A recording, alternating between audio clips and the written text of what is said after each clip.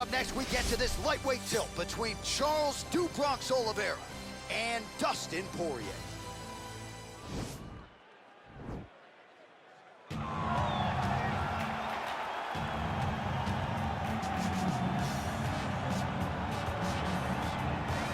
All right, so here he is, one of the best lightweights in the world, Dustin Poirier, putting that status on the line yet again here tonight.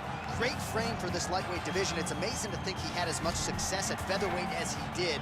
Long arms, good footwork, nice submissions as well. This is truly a five-tool fight.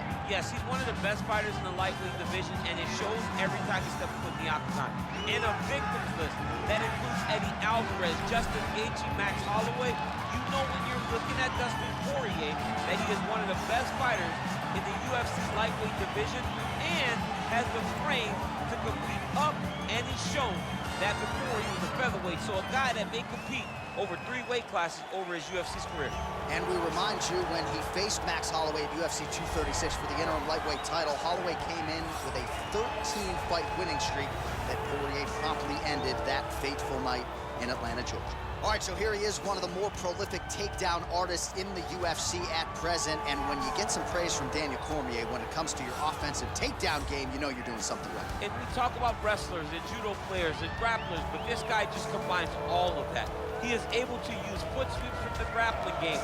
He is able to use throws from judo, and he's able to use wrestling from the wrestling game to take people down. He has an array of takedowns at his disposal, and he uses every single one of them. From the speed of the level change, to the timing, to the knowledge of where to go next. When the guy starts to defend, he's truly something special. I don't think he could take you down, but tonight he doesn't have to. So he does not in this matchup, prevailing wisdom is he'll be able to get this fight to the canvas. And now our tale of the tape for this lightweight scrap. Poirier is 1 year the elder. Oliveira will have a 2-inch reach advantage. All right, here now the veteran voice of the octagon. Ladies and gentlemen, this fight is 3 rounds in the UFC lightweight division. Introducing first, fighting out of the blue corner. This man is a boxer, holding a professional record of 28 wins, 6 losses, and 1 no contest. He stands 5 feet 9 inches tall, weighing in at 155 pounds. Fighting out of Coconut Creek, Florida, USA, Dustin the Diamond Poirier. And now introducing his opponent, fighting out of the red corner. A jiu-jitsu fighter holding a professional record of 31 wins, 8 losses, and 1 no contest. He stands 5 feet 10 inches tall, weighing in at 155 pounds. Fighting out of Sao Paulo, Brazil, Charles "Du Bronx" Oliveira.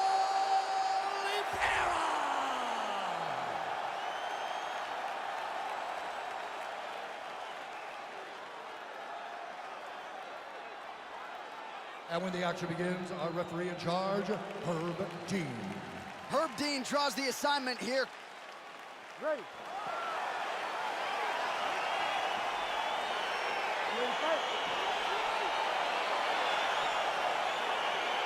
All right, so here we go with round 1, and when you are facing a submission specialist like this as a striker, you have got to avoid the canvas, I would think, at all times. Yes, you have to. And if the striker gets taken down, he needs to make sure the only thought is to get back to his feet. Whether the submissionist goes to his back or is on top, you've got to make plan number 1, getting back standing and getting back to your space. If not, you're going to find yourself tapping and really wondering why. Why did I not engage him in this game? Look at you dropping a submissionist on this. Ah, it's crazy.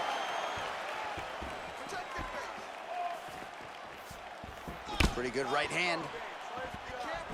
All right, he closes the distance, gets the single collar tie. Big punch lands over the top. How's he going to follow this one up? All right, so the former interim lightweight champ Dustin Poirier in a good striking flow here tonight, DC. That left hand nearly put his opponent out. Nearly puts him out, and you can't take many of them. Dustin's so big and physically strong for 155. I can't believe he used to fight at featherweight. He looks like he could never have made that weight. He's found his home at lightweight, and you see the damage he inflicts with 1 shot. Elbow deep, takes him for a ride. What a high-impact takedown that was. Well, there are few things more fun to watch in mixed martial arts than these type of transitions and scrambles on the ground. High-level grappling can really be entertaining. Back to his feet. Well, anytime you are in a ground fighting situation with this fighter, you're potentially playing with fire. Oh, man, this ground and pound is good. Probably my favorite striking realm in MMA, and he's as good as it gets. The problem is his opponent is not controlling his posture. He's allowing his opponent to get up, and when he does, he creates this space to land these beautiful ground and pound combinations. So just over 20 total strikes have already landed for Charles Oliveira. Oliveira gets caught with that punch. Don't be afraid to get that head off the center line. Oh, he tagged him with the punch there, DC. That's an educated left hand. He's got great timing with his left hand. Oh, and there's another leg kick for good measure. So doing a really good job with that weapon here tonight. And if you're trying to slow your opponent down, mission accomplished so far. When you can land that many leg kicks. All right, so he finally gets the takedown here. He kept on trying, stayed committed. He told us before the fight, at some point, I'm gonna be able to take him down, and that's exactly the way it played out. Ooh. Final seconds of round one. How about those 5 minutes? Stop.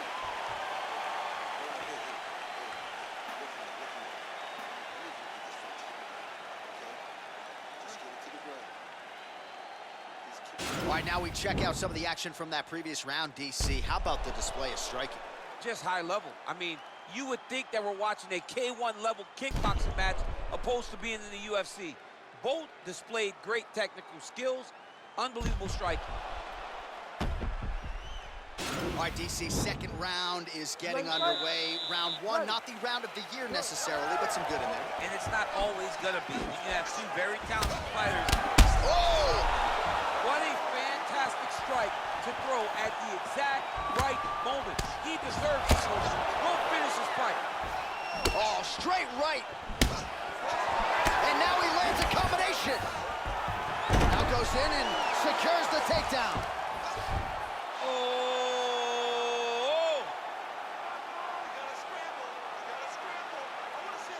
Oh, nice.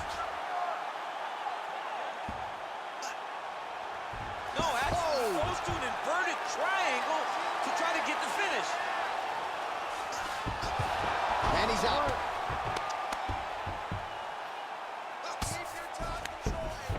Beautiful movement, hip work on the ground here, just outstanding with the transition. He is not staying in one place on the ground, and that's very important. So 39 total strikes have landed for Charles Oliveira. And landing at a 54% clip tonight against Dustin Poirier. 3 minutes and change to go in round two. Well, he was a little bit lackluster in round one. You can't say the same here in this second round. He has really picked up the pace, an uptick in the aggression and the output, and starting to find his range here in the pocket. Nice. That's a big hook. Oh, nice jab. Poirier's kick is blocked. Oh! How about that chin? Oh! Oh, he's hurt bad. He's hurt bad, John. He's got to press him. He's got to go chase that finish down now. Oh, he might be out. He went high on that one. Big punch land. Ooh. Oliveira goes for the takedown. Oh! He needs to start looking to finish now because he's got his opponent hurt very bad. He got him. Knee to the body. Right hand punch to the clinch. Well, you gotta think frustration is starting to set in on the other side as he lands another takedown, and he knew he was gonna get a lot of this offensive wrestling. As yet, he's been unable to stop. He has not been able to stop it, and it's a... Oh, you don't want to be anywhere near his guillotine. This could be trouble.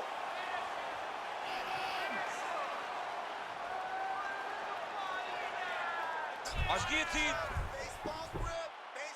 Oh, we're getting a finish here. Brilliant submission defense there.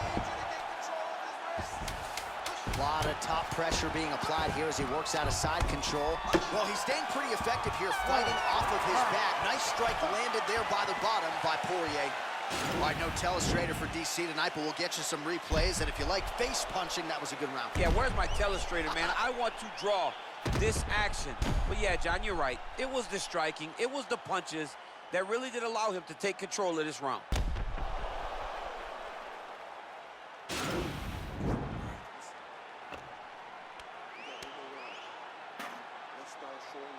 All right, another round is now underway. Pretty good previous 2 rounds. We'll see who makes the requisite adjustments now moving forward. The adjustments are going to be the key, John. When you're doing everything you're trained to do, and it stays this close. Oh!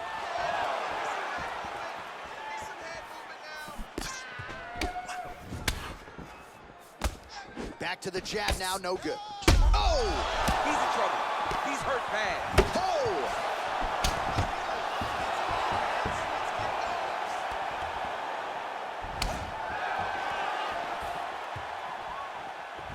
Well, we wondered earlier why there weren't as many body strikes. He's making up for lost time here. Shot to the body connects, and that bears watching. That's going to hurt this opponent. So 64 total strikes have landed for Dustin the Diamond Poirier, landing at a 54% clip tonight against Charles Oliveira. My goodness!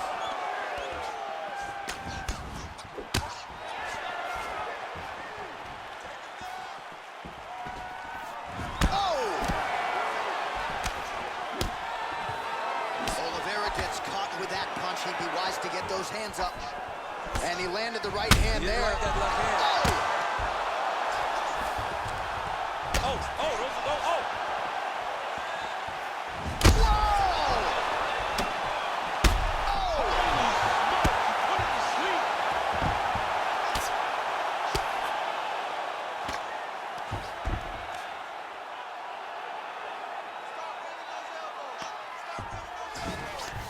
Working off of his back here. Looks like he may try to hip escape. Looks like he's trying to isolate an arm here, DC. Yeah, he's isolating it to try to get a Kimura. Notice he'll step over the head to try to get the Kimura.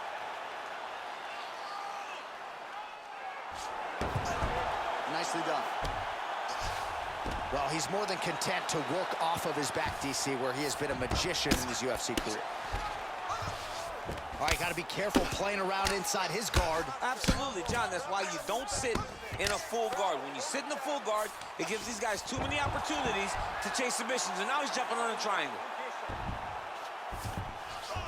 All right, so you got to be careful playing on the ground with this guy. You don't want to mess around for too long. Now he's going to try to attack Kimura here.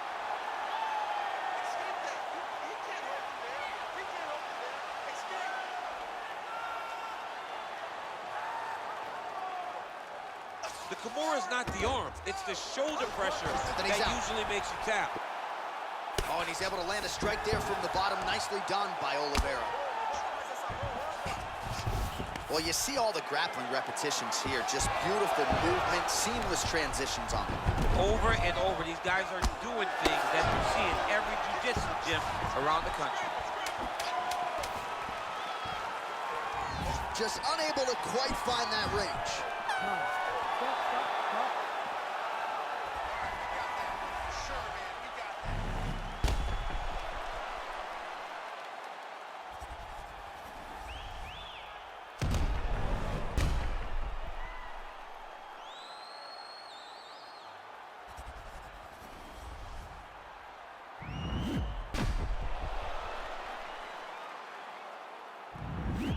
Official decision now in. The buff has it. Ladies and gentlemen, after 3 rounds, we go to the judges' scorecards for decision. All 3 judges score this contest 30-27. For the winner by unanimous decision, Dustin the Diamond Poirier. Well, he did not get the finish that he certainly prioritized when we sat down with him at our fighter meeting, but a win is a win. He gets it done by unanimous decision. And he said he wanted to finish, but sometimes your opponent's not willing to play the game. In those instances, all you can do is control what you can control, and that's fight to the best of your ability. He did exactly that tonight. The Bentley is dirty, my sneakers is dirty, but that's how I like it, you all of my